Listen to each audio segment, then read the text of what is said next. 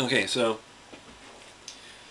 the Japanese, limited language or limited environment because of limited resources. They don't exactly travel, so because of that, the limited language. And that's where the kanji comes in.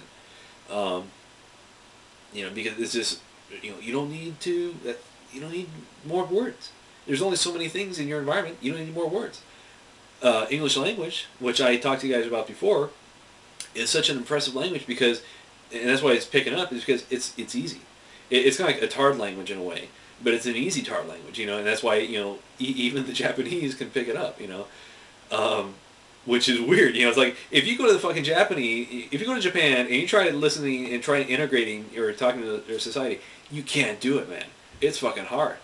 English, surprisingly, if an American starts saying shit to like no worko, it's like whoever you're talking to, they fucking get it. They know. Like, oh fuck, okay, tar language, yeah.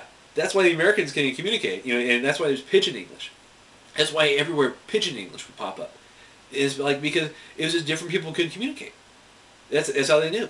And that's pidgin English is what was in fucking Deadwood too, between Wu and Al. It's like it was pidgin language. So pidgin language is that. It's just like it's an English language, and it's because English surprisingly, it translates. Or it works. Because all English is a bunch of these small little root words that you use, and you just line them up. Well, for these small little root words that you just line up, right? And but you can embellish each root word with a suffix or a prefix, and so easily. That's what school's about. Just learning that.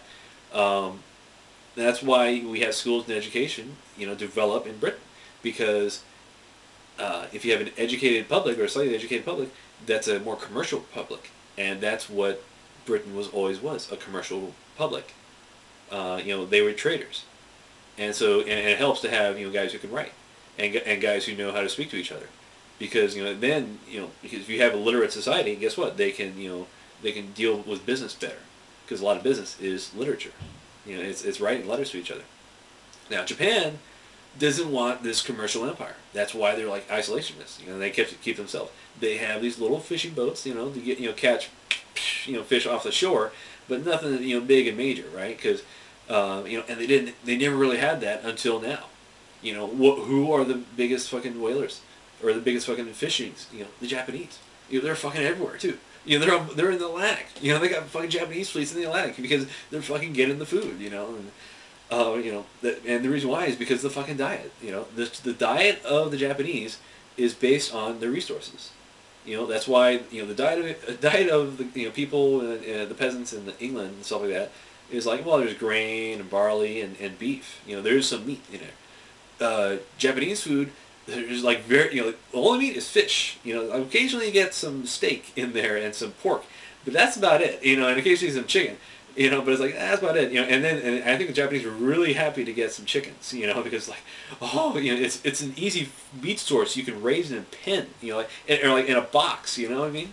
That's what people love about chicken is that or that's why it took off. As soon as they developed chickens in the Philippines, man, that food source took off. Everywhere you look, anywhere, man, there's chicken.